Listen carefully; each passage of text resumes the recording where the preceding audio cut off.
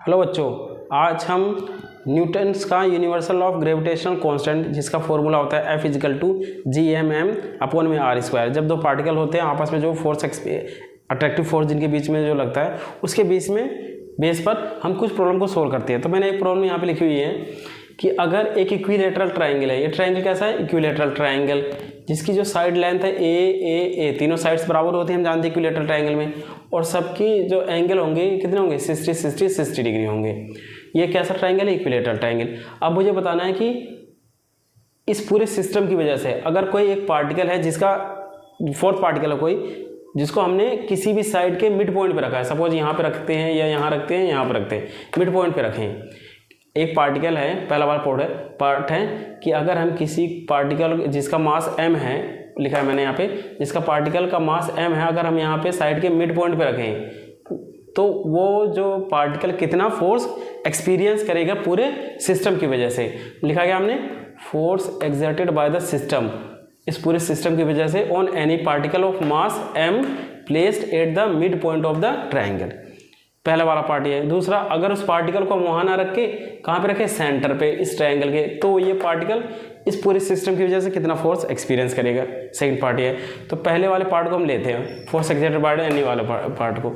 तो मैं इस ट्रायंगल को दोबारा एक बार बनाता हूँ। यहाँ ये ट्रायंगल है ए जिसका मास m है, b और c, साइड लेंथ क्या है a, इक्विलेटरल ट्रायंगल है, पार्टिकल है। इसको पहले वाले केस में हमने कहा रखा है मिड पॉइंट पे।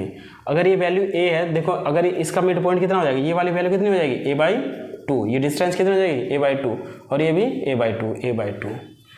अच्छा, डिस्टेंस हो गई हमारी a/2।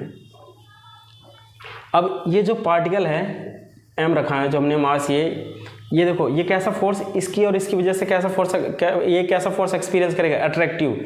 ये इस पे कैसा फोर्स लगेगा, ये वाला जो पार्टिकल है इसको अपनी तरफ खींचेगा, तो ये फोर्स लग गया, इसकी डायरेक्शन हो गई इस डायरेक्शन में। और ये वाला जो पार्टिकल है, ये इसको इधर खींच देगा अपनी तरफ। इसको हमने अगर इसको F1 कह दिया, इसको कह दो F2। देखो अगर मैं यहाँ पे डायग्राम बनाऊँ इसको,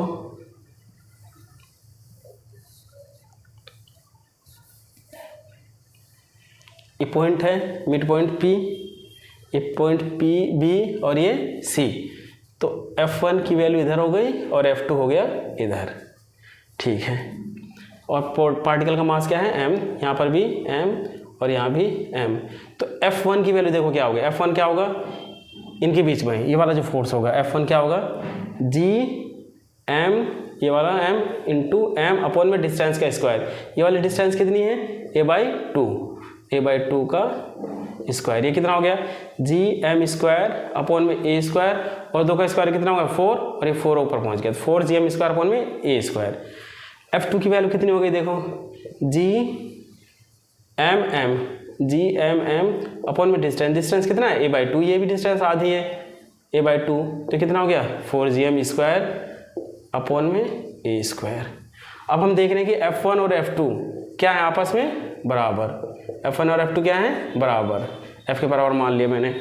तो ये वाला जो पार्टिकल है इस वाले और इस वाले पार्टिकल की वजह से कितना फोर्स एक्सपीरियंस करेगा, कोई फोर्स एक्सपीरियंस नहीं करेगा, क्योंकि जितना फोर्स ये वाला पार्टिकल जितना इधर की तरफ लगा रहा है उतना ही फोर्स ये लगा रहा है, तो रिजल्टेंट फोर्स कितना हुआ 0। इस पार्टिकल पे इन दोनों की वजह से, इस पार्टिकल पे इन दोनों की वजह से फोर्स कितना हुआ, रिजल्टेंट 0। तो लेकिन अभी एक पार्टिकल और बचा हुआ, ये भी इसको अपनी तरफ खींचेगा, इनकी वजह से तो क्या हो गया, इन दोनों की वजह से रिजल्टेंट 0। तो ये वाला पार्टिकल, इसको मैंने कह दिया F3, ये F3 फोर्स लगाएगा ऊपर की तरफ। F3 की वैल्यू देखो क्या होगी, F3 क्या होगा Gmm अपॉन में डिस्टेंस का स्क्वायर। ये डिस्टेंस कितना है AP, ये डिस्टेंस है AP का स्क्वायर। अब AP की वैल्यू देखो कितनी होगी, AP इक्वल्स टू कितना आएगा, मुझे AP निकालना है। हम जानते हैं कि जो इक्विलेटरल ट्रायंगल में ये किसके 90 डिग्री पे काटता है इसको, और ये एंगल कितना है 60 डिग्री। अगर मैं ट्रायंगल लूँ कौन सा, triangle ABP, in triangle AB और पी, ये वाला एंगल कितना हो गया 90 डिग्री। तो हम देखते हैं कि साइन 60 बराबर क्या होगा, देखो साइन 60 बराबर होगा दिस साइड अपॉन में हाइपोटेनियस, ए पी अपॉन में हाइपोटेनियस की वैल्यू कितनी है ए, तो ए पी बराबर कितना हो गया ए साइन 60, और साइन 60 की वैल्यू कितनी होती है √3/2, तो ए पी कितना आ गया ए √3/2, ए पी की वैल्यू आ गई ए √3/2। अब यहाँ रख दो F3 इक्वल टू कितना हो जाएगा जी एम स्क्वायर अपॉन में ए पी की वैल्यू कितनी है ए √3/2 का स्क्वायर इज इक्वल टू कितना हो जाएगा, देखो जी एम स्क्वायर अपॉन में ए स्क्वायर √3 का कितना हो जाएगा 3 अपॉन में ये 2 का स्क्वायर हो जाएगा 4, वो ऊपर पहुंच जाएगा, कितना हो जाएगा 4GM स्क्वायर अपॉन में 3A स्क्वायर। तो F जो ये पार्टिकल है यहाँ पे रखा हुआ है, जो मिड पॉइंट पे कितना फोर्स एक्सपीरियंस खाली करेगा, इतना फोर्स एक्सपीरियंस करेगा, क्योंकि देखो F1 और F2 की वजह से कोई फोर्स एक्सपीरियंस नहीं करेगा, क्योंकि F1 और F2 क्या है इक्वल हैं और अपोजिट है, तो ये नेट फोर्स इस पे क्या होगा इन दोनों की वजह से क्या होगा 0, तो नेट फोर्स ये एक्सपीरियंस करेगा किसकी वजह से F3, और की वैल्यू कितनी होगी इसकी GM स्क्वायर अपॉन में 3A स्क्वायर अलोंग कौन सी डायरेक्शन में होगा, अलोंग कौन से P से A की तरफ, अलोंग P से A की तरफ अपवर्ड डायरेक्शन में F3 की वैल्यू होगी। तो हमारा पहला वाला पार्ट सॉल्व हो गया। सेकंड पार्ट है कि अगर पार्टिकल को हम मिड पॉइंट पे ना रख के सेंटर पे रखते हैं तो क्या होगा, देखते हैं सेकंड पार्ट को।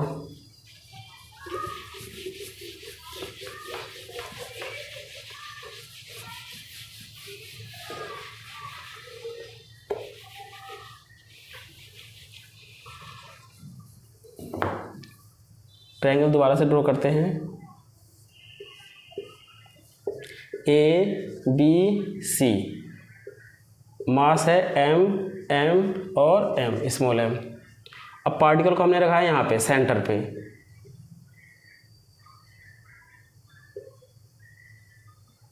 जिसका मास क्या है M, ये डिस्टेंस सेंटर, सपोज ये सेंटर हो गया, कोऑर्डिनेट इसका O हो गया। मैं अगर इसको एक्सटेंड कर लूँ, अगर आगे ये पॉइंट अभी हमने निकाला था, इसको नाम हमने P दिया था ना जब मिड पॉइंट था, ये 90 डिग्री पे होता है, तो AP की वैल्यू कितनी आई थी, AP अभी हमने निकाला हुआ था, AP की वैल्यू आई थी √3/2A, क्योंकि √3/2 क्या था, कैसे था, ये 60 डिग्री था, हमने क्या लगाया था इन ट्रायंगल कौन से में ABP में, इन ट्रायंगल ABP पे साइन 60 इज इक्वल टू क्या से आता है, sine 60 is equal to AP upon में साइड लेंथ कितनी है A, साइन AP अपॉन में हाइपोटेनियस, साइन 60 बराबर क्या होता है परपेंडिकुलर अपॉन में हाइपोटेनियस, हाइपोटेनियस की वैल्यू कितनी है A, तो AP इज इक्वल टू कितने आ गया A साइन 60 की वैल्यू कितनी हो गई √3/2, तो AP की वैल्यू मैंने A ये लिख दी है डायरेक्ट A √3/2, ये तो समझाने के लिए लिखा था। तो AP हमारा आ गया √3/2A।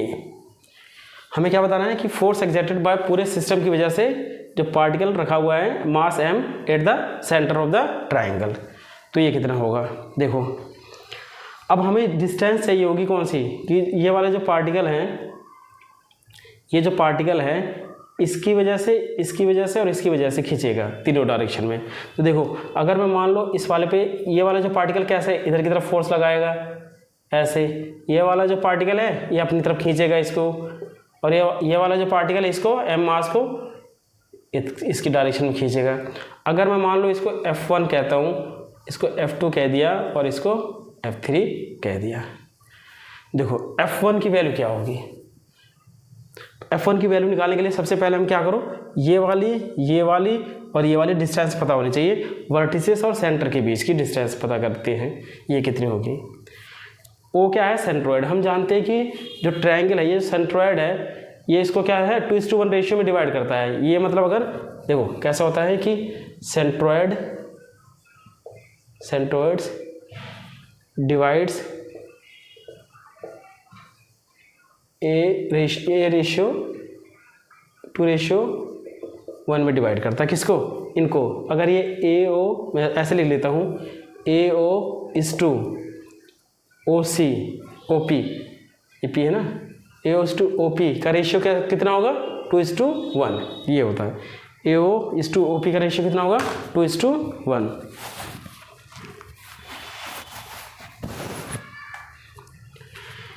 कितना हो गया? 2:1। अगर मैं लिखूं ए ओ प्लस ओ पी, ए ओ प्लस ओ पी, ये किसके बराबर आ जाएगा? ए पी के बराबर, ए पी के बराबर। देखो ए ओ का मैं क्या लिख सकता हूँ, अगर ये रेशियो में है तो मैं इसको 2x कॉमन मतलब x का मल्टीप्लाई लिख सकते हैं हम, जब ऐसे रेशियो प्रोपोर्शन क्वेश्चन करते हैं। तो ए ओ को 2x लिख दिया, ओ पी को लिख दिया 1x। ए पी की वैल्यू कितनी है? √3/2a। ये कितना हो गया? 3x इक्वल्स टू कितना आ गया? √3/2a। x की वैल्यू कितनी आ गई? √3/2a into 3। हमें देखो अगर चाहिए होगा ए ओ, तो ए ओ कितना है? ए ओ बराबर कितना है? 2x। मैंने यहाँ लिखा ना ए ओ बराबर 2x, बराबर 2 इंटू एक्स, एक्स की वैल्यू निकाल चुके हम, √3/2 इंटू 3a। 3 को हम √3 दो बार ऐसे लिख सकते हैं, √3 से √3 कैंसिल काट दो, 2 से 2 कैंसिल कर दिया हमने। ठीक है, अब क्या बचा हमारे पास? a/√3 बचा। देखो ए ओ की वैल्यू मतलब वर्टिसेस से सेंटर के बीच की दूरी कितनी हो गई? a/√3। इसी तरह इक्विलेटरल ट्रायंगल है, बी ओ भी कितना हो जाएगा? a/√3। सी ओ भी कितना हो जाएगा? a/√3। तो सारी वैल्यू कितनी हो गई? ए ओ बराबर बी ओ बराबर सी ओ, A O B O and सी ओ बराबर कितने हो जाएंगे? a/√3। ये हमें डिस्टेंस चाहिए होगी भी प्रॉब्लम को सोल्व करने के लिए। अब आगे फोर्स बताना है सेंटर ऑफ द ट्रायंगल, इस पर कितना फोर्स एक्सपीरियंस करेंगे। F1 की वैल्यू निकालो। F1 बराबर क्या होगा? देखो F1 की वैल्यू क्या होगी? GM into M, GM upon में डिस्टेंस, डिस्टेंस कितना है? AO का स्क्वायर, AO कितना है? a/√3 का स्क्वायर, a/√3 का स्क्वायर कितना हो गया? ये GM स्क्वायर √3 का स्क्वायर कितना हो जाएगा? 3 अपॉन में a स्क्वायर। इसी तरह F2 की वैल्यू भी देखो क्या हो जाएगी? ये डिस्टेंस सब में बराबर है, मास बराबर है, तो फोर्स भी बराबर हो जाएगी। ये भी क्या आ जाएगा? GM स्क्वायर अपॉन में a/√3 का स्क्वायर, ये क्या आ जाएगा? 3GM स्क्वायर अपॉन में a स्क्वायर। F3 की वैल्यू बताओ क्या हो जाएगी? GM स्क्वायर, समझ में आ रहा होगा ये, a/√3 का स्क्वायर, क्योंकि डिस्टेंस सब में बराबर है, मास बराबर है, तो फोर्स भी क्या आ गए? बराबर 3GM स्क्वायर अपॉन में a स्क्वायर। इसका मतलब क्या है? F1, F2 और F3 क्या आपस में बराबर, मैंने F कह दिया इसको, और जिसकी वैल्यू कितनी है? 3GM स्क्वायर अपॉन में a square. F1, F2, F3 की वैल्यू कितनी होगी? 3GM स्क्वायर अपॉन में a स्क्वायर। लेकिन अभी देखो, अगर मैं इसको यहाँ बनाऊँ फ्री बॉडी डायग्राम, ये पार्टिकल O है, ये ऊपर की तरफ खींच रहा है F1 फोर्स से, है ना, और ये खींच रहा है F2 से इधर, और ये F3 से। ये एंगल कितना? देखो ये एंगल 90 डिग्री होगा, ये भी इसको डिवाइड करता है, बाइसेक्ट करता है, तो ये 60 डिग्री है, तो ये कितना हो गया अंदर वाला? 30 डिग्री। ये 90, ये 30, तो ये वाला कितना हो गया? 60 डिग्री। इस तरह ये कितना हो गया? 60। ये टोटल एंगल कितना हो गया? 120 डिग्री। ये 120, ये भी 120, और ये भी 120। तो इसका मतलब क्या है? ये 120 डिग्री, ये भी 120 डिग्री, और ये भी 120 डिग्री। इस वाले डायग्राम में देखिएगा हम। ठीक है, F1, F2 और F3 यहाँ पार्टिकल रखा हुआ है O पे, जिसका मास क्या है? M। मुझे नेट फोर्स निकालना है, लेकिन ये तीनों फोर्स को हम क्या है एक साथ ऐड नहीं कर सकते, इनमें वेक्टर लॉ लगेगा एडिशन। तो अब क्या करो, पहले रिजल्टेंट निकालो किसका? F2 और F3 का। Find resultant of F2 and F3।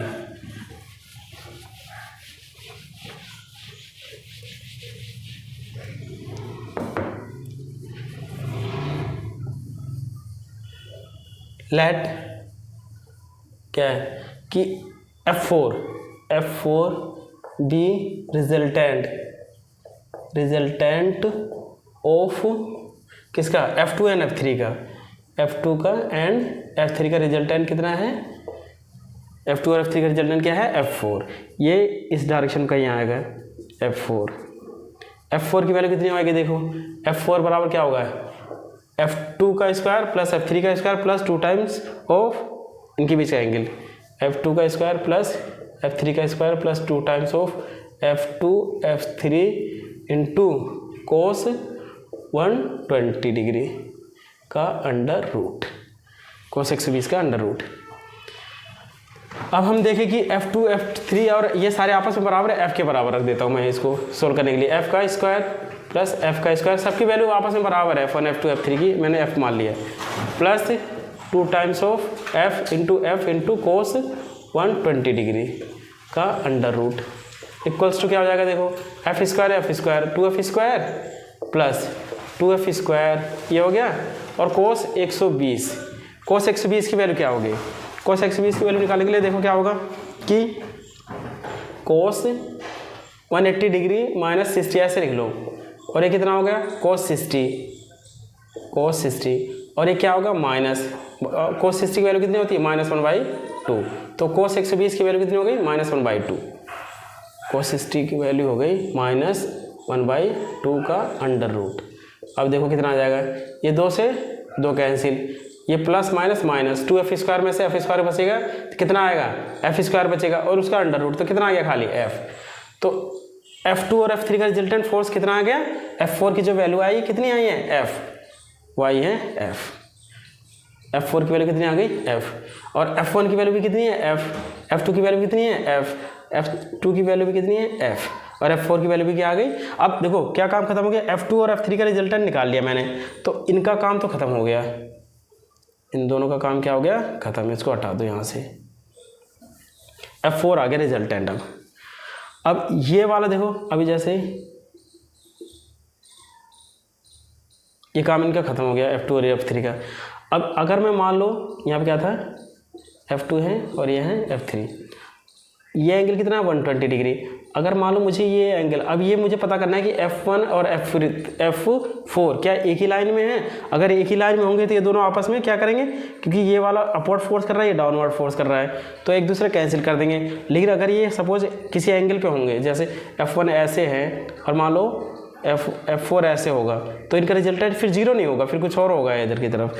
तो मुझे ये क्या चाहिए होगा, इनको एक ही मतलब एक ही डायरेक्शन में होने के लिए ये टोटल एंगल, ये वाला एंगल कितना होना चाहिए, देखो ये जो F4 आया है, F4 ये वाला एंगल कितना प्रूव करना पड़ेगा 180 डिग्री। अगर 180 डिग्री हो गए तो इसका मतलब क्या है कि ये वाली लाइन और ये वाली लाइन यहाँ पे ये एक ही रेखा पे लीनियर पेयर एक्सियम से 180 डिग्री बन जाएगा ये एंगल।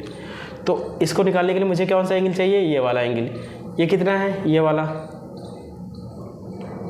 एंगल कितना है 120 डिग्री, इसके बीच में एंगल कितना है 120 डिग्री।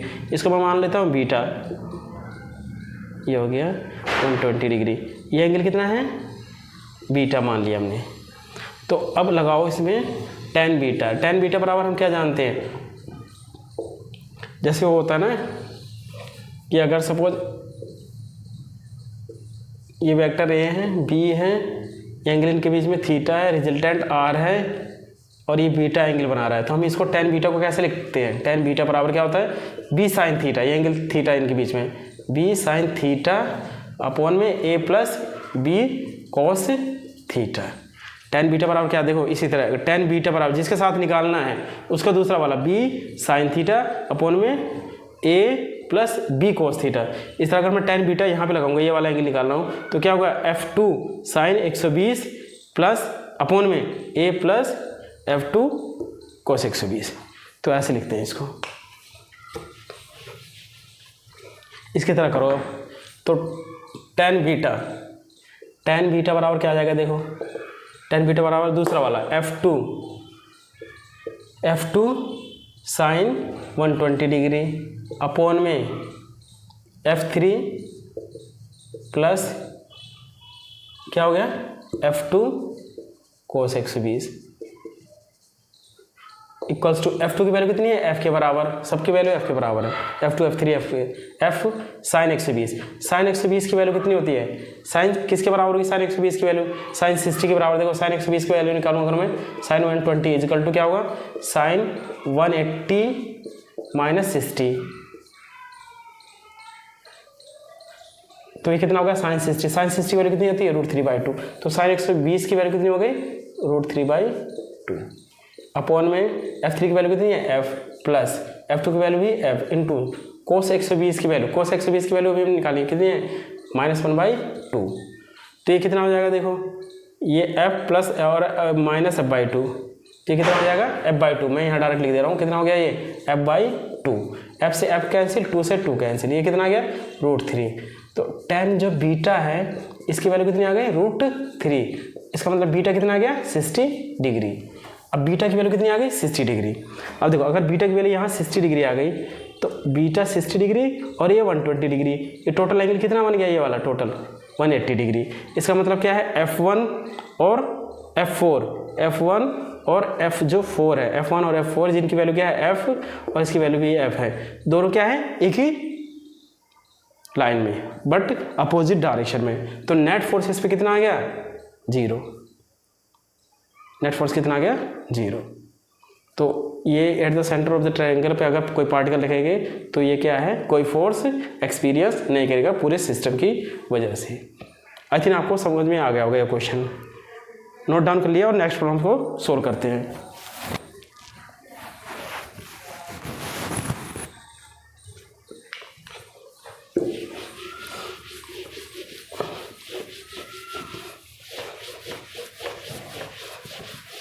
एक प्रॉब्लम और लेते हैं, उसमें बहुत सारे कॉन्सेप्ट लगेंगे।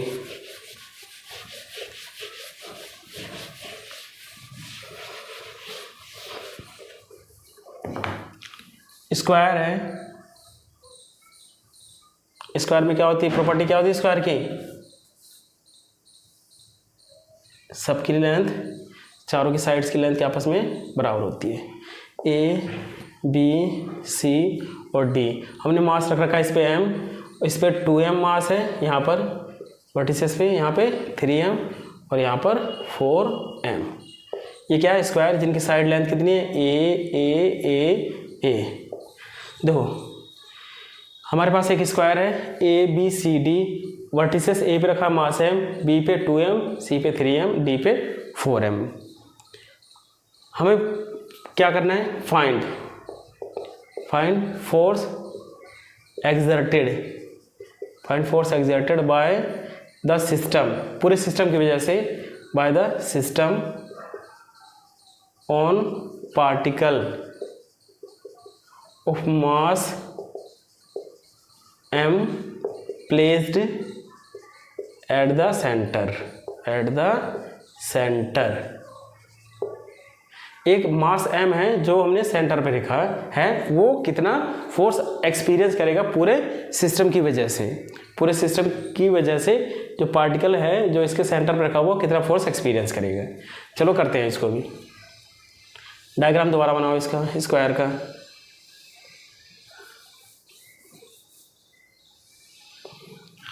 A B C and D, mass m 2m 3m and 4m,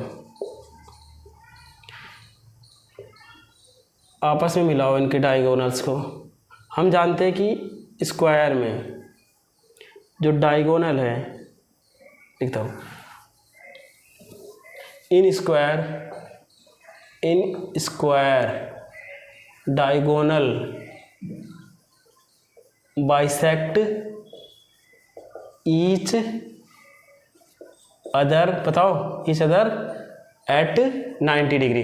90 degree पे एक दूसरे को क्या करते हैं, डायगोनल बाइसेक्ट करते हैं। अगर ये सेंटर है O, तो ये जो डायगोनल है, ये पूरा डायगोनल है, ये और ये आपस में एक दूसरे को बाइसेक्ट करेंगे। मतलब ये अगर टोटल लेंथ ये है जितनी होगी, ये आधी होगी, ये भी आधी होगी, और ये जो एंगल होगा ये कितना होगा, 90 डिग्री, ये भी 90 डिग्री और ये भी 90 डिग्री।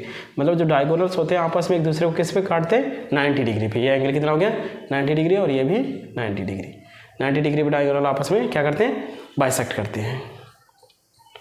अब देखो ये साइड लेंथ कितनी है, ए स्क्वायर है, क्योंकि अगर मैं ट्राइंगल लगाऊं कौन सा, B C D, triangle B C D, in triangle B C D में, बी सी और डी में ये एंगल कितना होगा 90 डिग्री। अच्छा ये वाले अगर साइड निकालूँ मैं बी डी, तो क्या होगा, बी डी का स्क्वायर इक्वल्स टू किसके बराबर होगा, इसके स्क्वायर के प्लस इसके स्क्वायर में, ए का स्क्वायर प्लस ए का स्क्वायर, ए का square plus A square is equal to hypotenuse का स्क्वायर। 90 डिग्री के सामने वाला क्या होता है, हाइपोटेनियस। तो ये कितना हो गया 2a स्क्वायर, बी डी बराबर कितना हो जाएगा, अंडर रूट 2a स्क्वायर बराबर रूट 2a, बी डी बराबर क्या आ जाएगा, रूट 2a।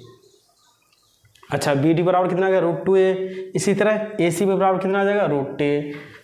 इसको मैं सोल्व नहीं कर रहा हूँ, यहीं लिख दे रहा हूँ ऐसे ही। ए सी बराबर कैसा है, ए सी के लिए इस वाले ट्राइंगल को ले लो, ये ए, तो ए सी वैल्यू कितनी आ जाएगी, इस वाले ट्राइंगल में अगर हम लगाएं A square plus A square is equal to कितना आ जाएगा, 2a स्क्वायर का अंडर रूट 2a आ जाएगा। तो ये किसका, ए सी बराबर कितना आ गया, रूट 2a। अब देखो बी डी कितना है, रूट 2a, तो बी डी ओ और बी ओ कितने होंगे, आधे होंगे। तो बी ओ और डी ओ बराबर, डी ओ हो गया आधा आधा बढ़ जाएगा, तो क्या हो जाएगा, रूट 2a/2 बराबर बी ओ बराबर डी ओ बराबर कितना हो जाएगा, मैं इसको क्या लिख सकता हूँ, a/√2। इसी तरह ए ओ और सी ओ भी बराबर क्या हो जाएंगे, a/√2 के। तो मैं क्या लिख सकता हूँ, टोटल को लिख दो, A O B O C O D O, A O B O C O and D O सब बराबर है किसके, a/√2 के। ये आपको समझ में आ गया होगा। अब हमें सेंटर पे रखा हुआ है हमने मास m को। अब देखो ये जो पार्टिकल, ये वाला जो पार्टिकल है सेंटर पे रखा हुआ है, ये वाला पार्टिकल है, ये जो पार्टिकल है इस पे कैसा फोर्स, ये कैसा फोर्स एक्सपीरियंस करेगा, इधर की तरफ खींचेगा, और ये वाला इसको इधर खींचेगा, ये वाला नीचे की तरफ और ये वाला इसकी तरफ। तो मैं समझ रहा हूँ कि ये वाला जो फोर्स है, ये वाला F1 मानता हूँ मैं, F1 की ये वाला फोर्स, ये पार्टिकल F1 फोर्स से इसकी तरफ खींच रहा है, और ये F2 से, और ये F3 एंड ये F4। अच्छा F1 की वैल्यू निकालते हैं। F1 बराबर देखो क्या होगा, F1 क्या होगा, GMM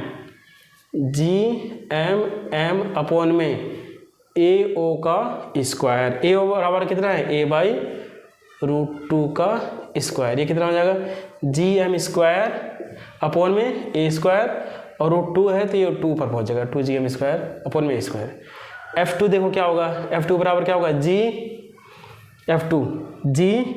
इंटू 2m, मास इसका 2m है, G into M into 2m upon में डिस्टेंस कितनी है, ये भी a/√2 का स्क्वायर। ये कितना हो जाएगा, ये 2 ऊपर जाएगा तो ये 4 बना देगा 2 के साथ मिलके, तो कितना हो जाएगा 4GM स्क्वायर अपॉन में A स्क्वायर। F3 देखो क्या होगा, F3 इक्वल टू क्या हो जाएगा, GM into 3m, GM into 3m upon में a/√2 का स्क्वायर। ये कितना हो जाएगा, GM स्क्वायर, ये देखो 2 ऊपर, ये √2 बना देगा ऊपर, या 3 में मल्टीप्लाई कर देगा, 6 हो गया, अपॉन में A स्क्वायर। F4 क्या होगा, GM इंटू 4m अपॉन में a/√2 का स्क्वायर। ये बताओ कितना हो गया, ये 2 ऊपर बनाएगा 8 हो गया, 8GM स्क्वायर अपॉन में A स्क्वायर। तो F1, F2, F3, F4 की वैल्यू निकालनी हमने। F1 और यहाँ पे देखो F1, F2, F3, F4। अगर मैं देखूँ F1 और F3 एक ही लाइन में है, F1 और F3 क्या है, एक ही लाइन में है। ये वर्टिसेस यही है, F1 इधर है, ये O पॉइंट है, और F3 इधर है। F1 की वैल्यू देखो इधर है, और F3 इधर है, इक्वल एंड अपोजिट है, सॉरी अपोजिट, इक्वल नहीं है, अपोजिट है, 2GM स्क्वायर F है, और F3 की वैल्यू कितनी है, F1 यहाँ हो गया, F3 की वैल्यू कितनी है 6 GM, F1 इधर है, बस एक ही लाइन में है, तो नेट फोर्स कितना आएगा, किस डायरेक्शन में आएगा, F1 और F3 में कौन बड़ा हुआ 6 वाला, ये वाला F3 बड़ा हुआ है, तो नेट फोर्स इसी की डायरेक्शन में आएगा। नेट फोर्स को मैंने कह दिया F3, नेट फोर्स को मैंने कह दिया सपोज F5, तो F5 बराबर कितने यहाँ हो जाएगा, F5 किसके बराबर हो जाएगा, जो F5 होगा वो होगा F3 माइनस F1। F3 की वैल्यू कितनी है, F3 की वैल्यू है 6 GM स्क्वायर अपॉन में A स्क्वायर माइनस F1 की वैल्यू है 2 GM स्क्वायर अपॉन में A स्क्वायर, कितना हो गया 4 GM स्क्वायर अपॉन में A स्क्वायर। किसकी वैल्यू आ गई F5 की, किसकी डायरेक्शन में, F3 की डायरेक्शन में, क्योंकि F3 जो है बड़ा है पर एक ही लाइन में है, अपोजिट डायरेक्शन में है। ठीक है, F1 और F3 को हमने हटा दिया, और F2 और F4 में देखो कौन बड़ा है, ये रहा F2 और ये रहा F4। F4 क्या है, बड़ा है, 8 GM स्क्वायर है, ये 4 GM स्क्वायर है, तो वो हो गया, इधर F2 है और इधर क्या है F4। तो नेट फोर्स कौन सी, एक सी डायरेक्शन में आएगा, इसको हमने कह दिया F6। तो F6 की वैल्यू देखो क्या होगी, F6 बराबर क्या हो जाएगा F4 माइनस F2। F4 की वैल्यू कितनी है 8 GM स्क्वायर अपॉन में A स्क्वायर माइनस F2 की वैल्यू कितनी है 4 GM स्क्वायर अपॉन में A स्क्वायर, कितना हो गया ये 4 GM स्क्वायर अपॉन में A स्क्वायर। F इसका मतलब क्या है, F4 और F5 आपस में क्या है, बराबर हैं। F देख रहे हैं हमें यहाँ पे ना, F5 और F5 और F6 आपस में बराबर है, मैंने इसको कह दिया सपोज F, इसको कह दिया हमने क्या F। तो इसका F1 और F2 का काम तो खत्म हो गया, तो इसको अगर हम यहाँ से रब कर देते हैं अगले वाले में,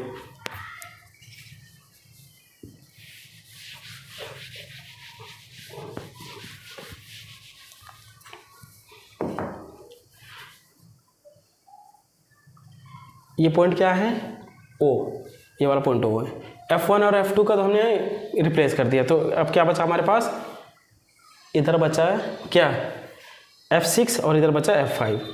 F6 इस डायरेक्शन में, F4 की डायरेक्शन में, और F5 F3 की डायरेक्शन में, F5 F3 की डायरेक्शन में, जिनकी वैल्यू क्या है आपस में बराबर है, इनको हमने F कह दिया। अब ये वाला एंगल कितना होगा, ये देखो ये 90 डिग्री होगा। अभी मैंने बताया था कि एक दूसरे को कैसे बाइसेक्ट करते हैं 90 डिग्री पे, तो ये एंगल कितना होगा 90, ये भी 90, ये भी 90, ये भी 90, पूरा 360, तो ये एंगल कितना हो गया 90 degree.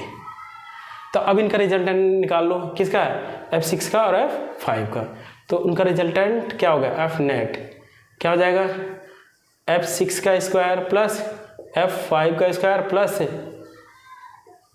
2 times of F5 into F6 into cos 90 degree, क्योंकि इनके बीच का इंक्लूड एंगल कितना 90 डिग्री, इक्वल्स टू कितना हो जाएगा F6 को हमने क्या है F का स्क्वायर प्लस F5 कितना है F का square plus 2 times of F into cos 90। कोस 90 की वैल्यू कितनी होती है, कोस 90 की वैल्यू कितनी होती है 0, तो 0 multiply something is equal to 0, तो ये पूरा 0 हो गया, ये अंडर रूट लिख दो ऐसे ही, तो कितना हो गया 2F स्क्वायर, तो ये कितना आ गया √2F। तो इसकी वैल्यू कितनी आ गई F नेट कितनी आ गई √2F। F की वैल्यू यहाँ से उठा दो, F की वैल्यू कितनी है F4 F5 के बराबर, तो कितना हो गया ये √2F की वैल्यू उठा के रख दो यहाँ पे, कितना है ये 4 GM स्क्वायर अपॉन में A स्क्वायर। तो नेट फोर्स जो ये पार्टिकल है स्क्वायर के जो सेंटर पे रखा हुआ है कितना फोर्स एक्सपीरियंस करेगा √2 GM स्क्वायर अपॉन में A स्क्वायर। ये प्रॉब्लम थी हमारी। आई थिंक आपको ये समझ में आ गया होगा कंसेप्ट। और इसी तरह रिलेटेड और अगर कोई प्रॉब्लम है तो आप कमेंट सेक्शन में जाके टाइप करके सेंड कर सकते हैं और हम उसको सॉल्यूशन प्रोवाइड करने के लिए कोशिश करेंगे। और आप क्या कर सकते हैं कि इस नंबर पे व्हाट्सअप करके भी पूछ सकते हैं 8178368637 एंड 8700734588। इन दोनों नंबर पे आप व्हाट्सअप करके अपनी क्वेरी भी कर सकते हैं, और क्लास नोट्स भी IIT JEE और नीट्स के, फिजिक्स के, केमिस्ट्री के, बायो के और मैथ्स के क्लास नोट्स भी ले सकते हैं इन नंबर पे कांटेक्ट करके। तब तक आप अपने फैमिली का बहुत बहुत ध्यान रखिए। Thank you and bye bye.